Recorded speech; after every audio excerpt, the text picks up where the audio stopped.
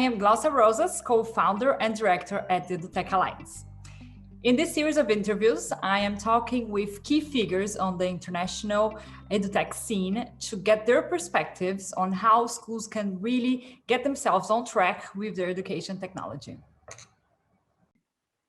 Over the past few years, and especially during the pandemic, schools and other organizations have moved their operations to the online environment.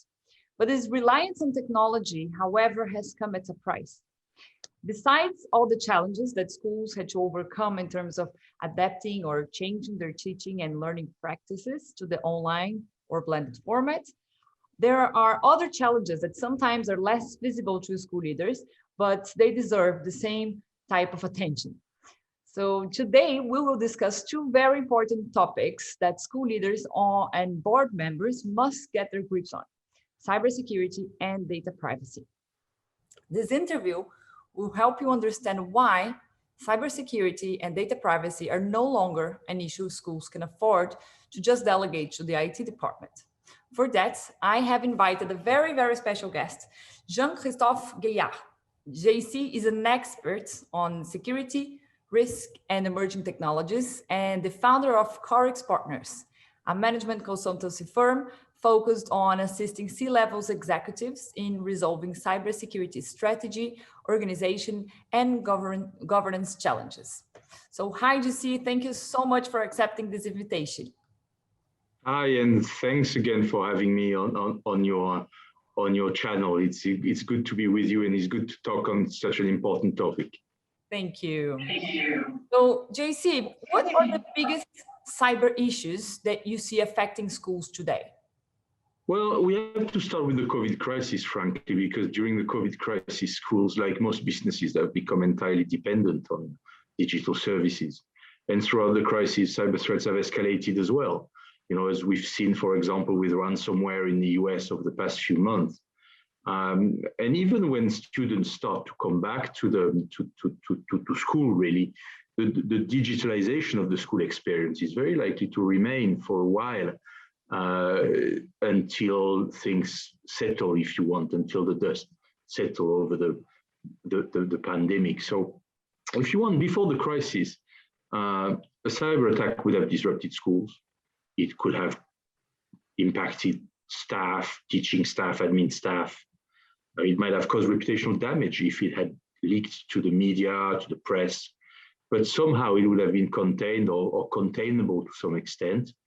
But now it's the entire school's operations which could be halted, possibly for days, with increasing levels of impact in terms of financial impact through ransomware, an increasing level of scrutiny around the ethical treatment of that, if you decide to pay the ransom or not.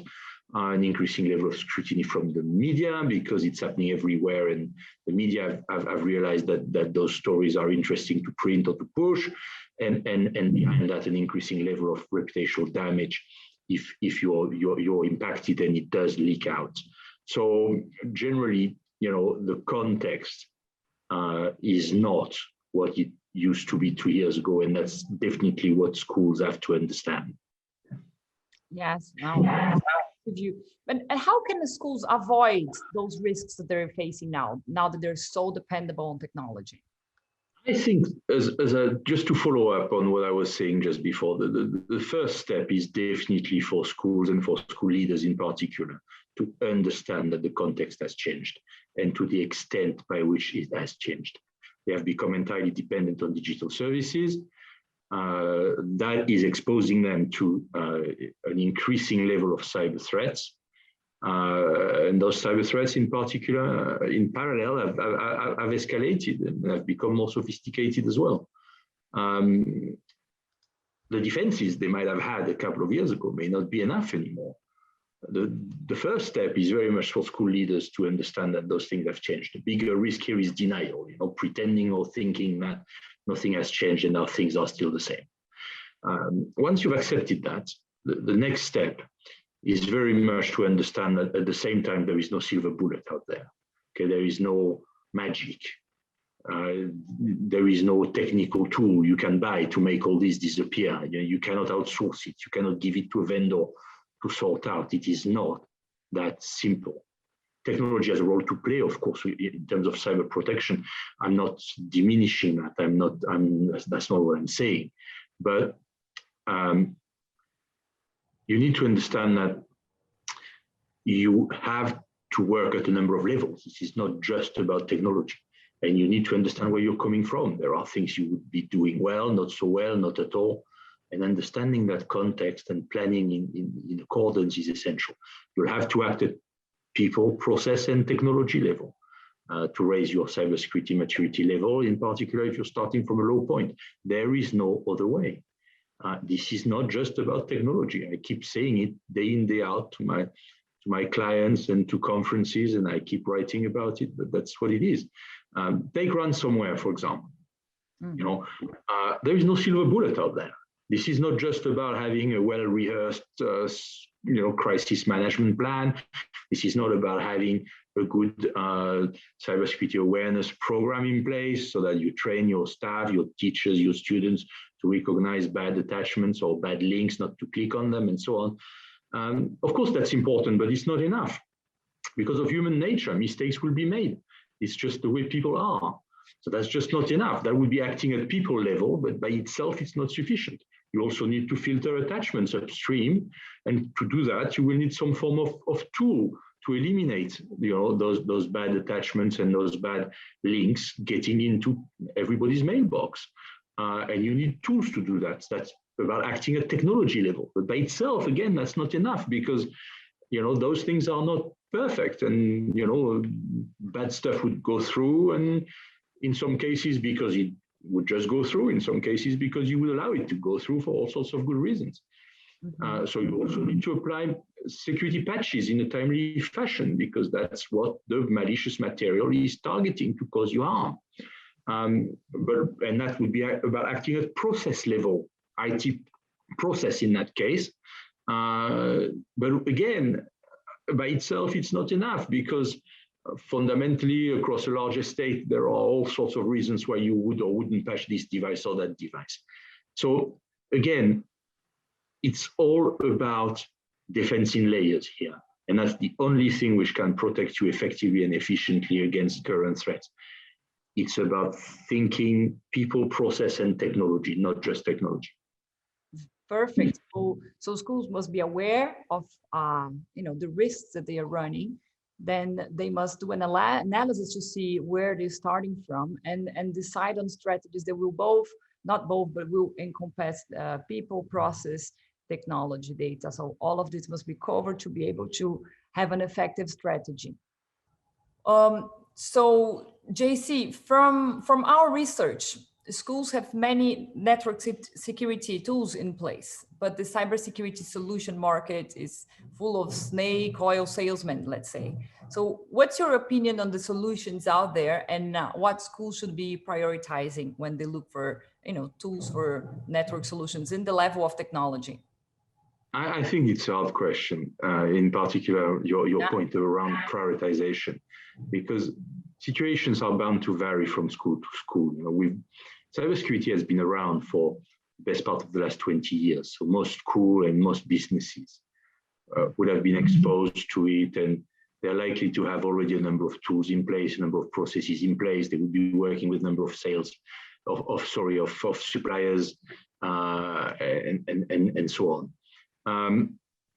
Firewalls, antivirus, and the like. I mean, they're bound to have those type of things in place. I don't believe that there is a single organization out there which is genuinely a complete greenfield around cybersecurity. So determining priorities is difficult, in generic terms. Going back to what I was saying before, you need to understand what you're doing well, not so well, not at all. No. Strengths, the weaknesses of your current practices. And you need to start from there to determine what you should be doing. And again, thinking people, process, then technology, not just technology. Okay. So now in terms of data security, so the reliance on technology also makes a school a data-rich organization. Schools are collecting data on students' performance, behavior, safeguarding attendance, health issues, and much more. And they also hold data about parents, their financial information and so on, address. So in the old days, a security breach would be someone walking out with a pen drive or making a copy on a Xerox machine. So nowadays, a data breach is much easier and much more dangerous. There are strict regulations that school must follow too. So how can schools take control over their data to avoid any issues with breaches?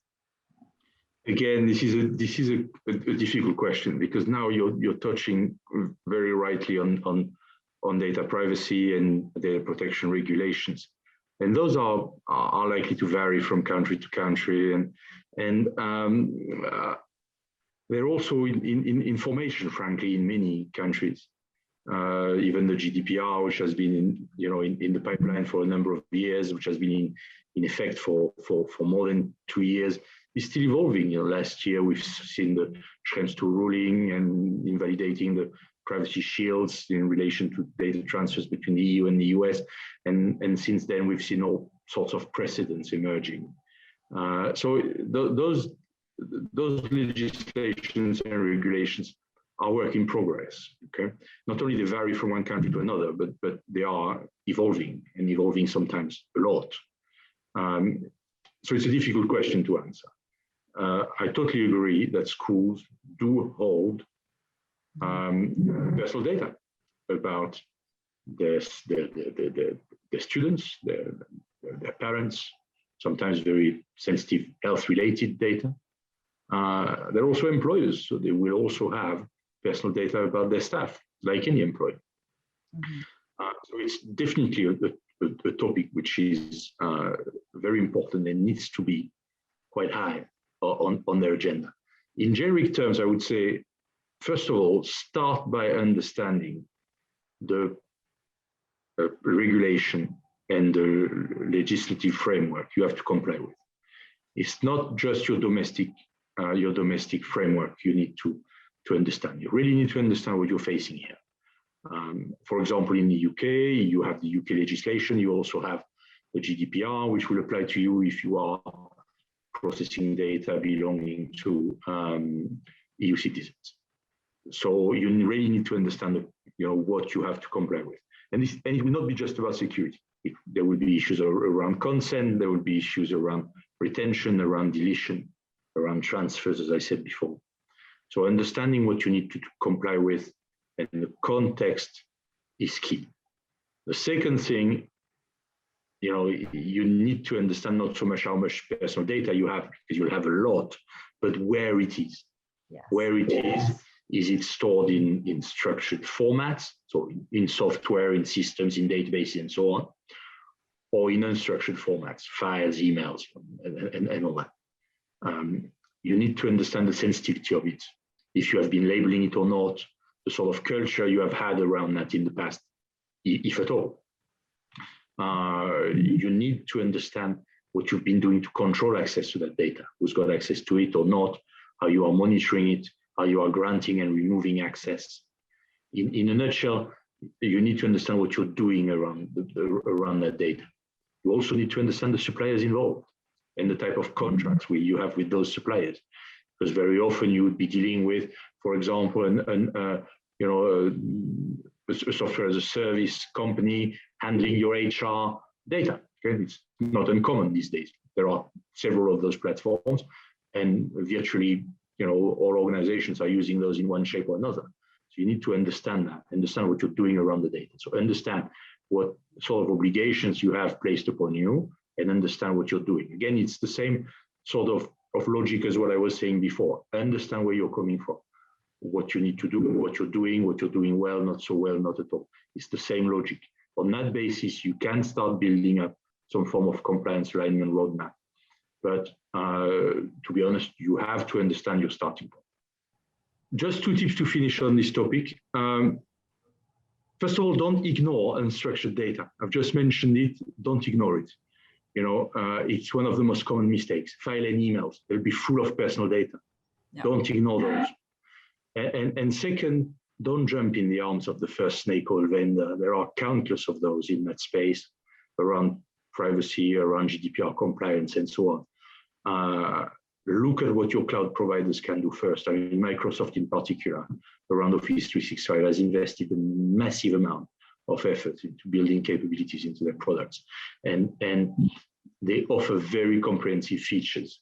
So look at what you can get out of your existing setup. Look at the functionalities you could activate, which could very well be included in existing subscriptions before jumping into any kind of new purchase if you want to help you with that.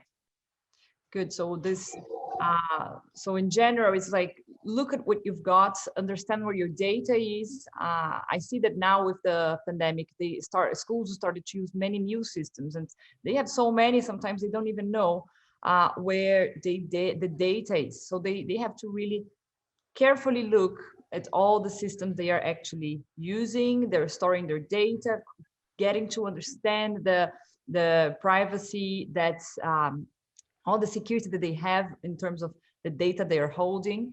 And also, I mean, just make sure you understand everything you've got. And if you have something like, as Microsoft, as you just said, or other tools that provide you with good quality cybersecurity, just try to understand it better and use it more, correct? Definitely look at what your existing providers can do before jumping straight at buying new stuff, because many suppliers have improved their capability around privacy compliance in general. So look this up before jumping straight at new solutions and new products. Yes, and well, this is excellent, but I see that large schools are investing in external support, like consultancy firms, to develop their information security governance, because they can't do everything by themselves. But how can smaller schools, in your opinion, who has limited resources, let's say, make sure they have good governance in place?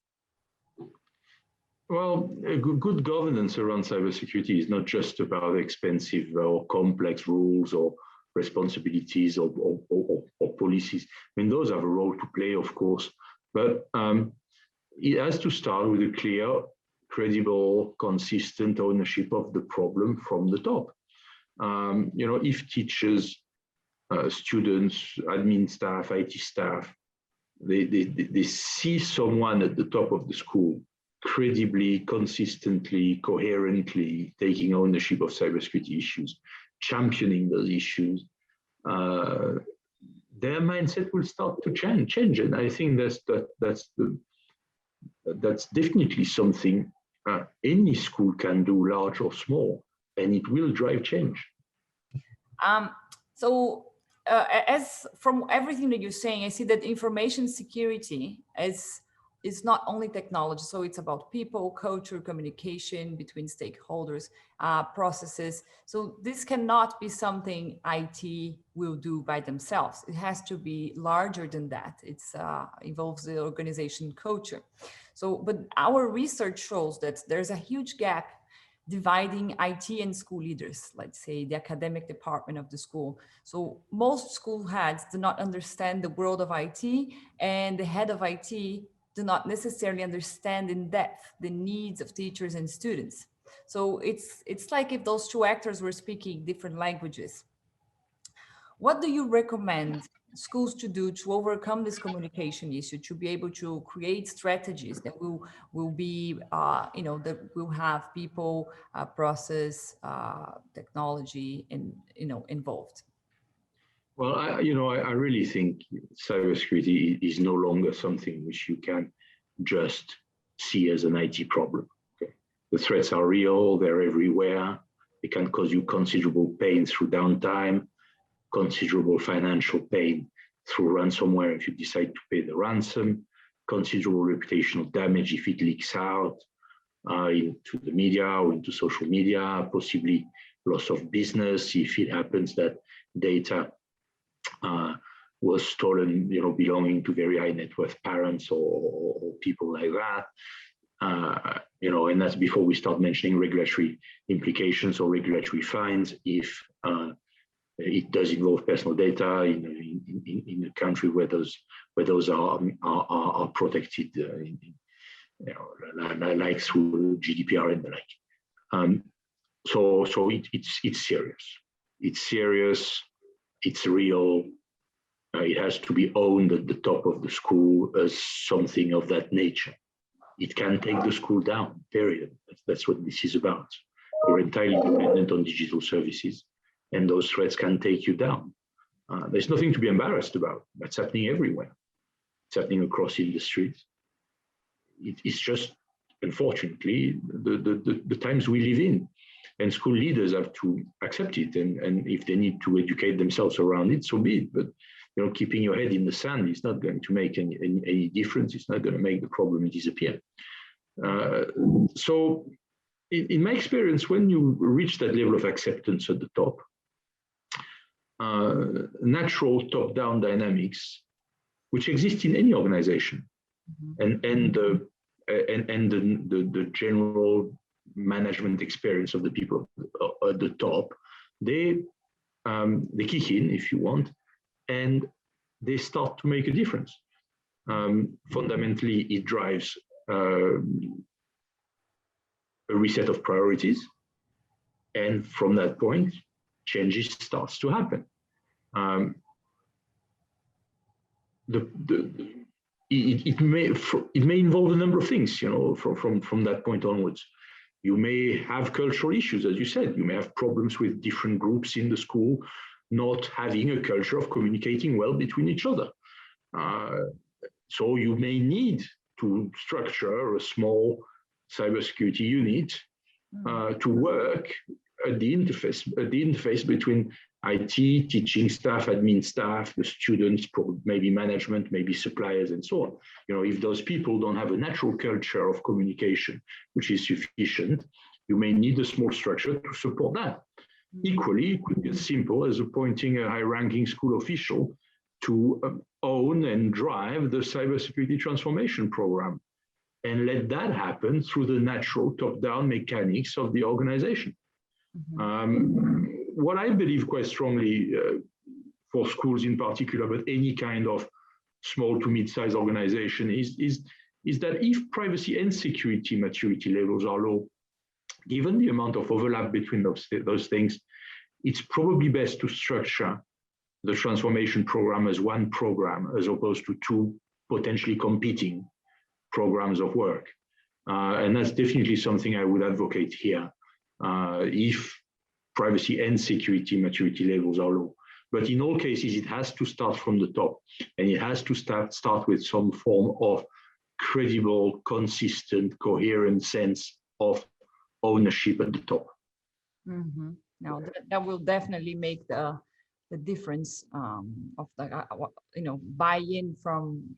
It's not only buy-in but also direction from the head of the school or whoever is managing the school. Will definitely make a bigger impact in any strategy, especially for cybersecurity, which involves so many aspects of the organization.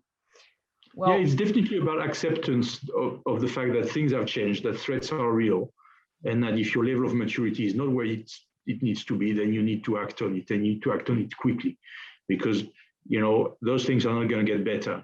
Let's be clear. Those things are not going to get better, and you need, if you don't think your maturity level is in the right place, you need to act, and you need to act now. Well, thank you so much for accepting this invitation. It was a pleasure to have you here and having all this information shared with the school leaders. So thank you, JC. Well, once again, many thanks for having me on your program, on your channel, and it's great to talk on such an important topic. Thanks a lot.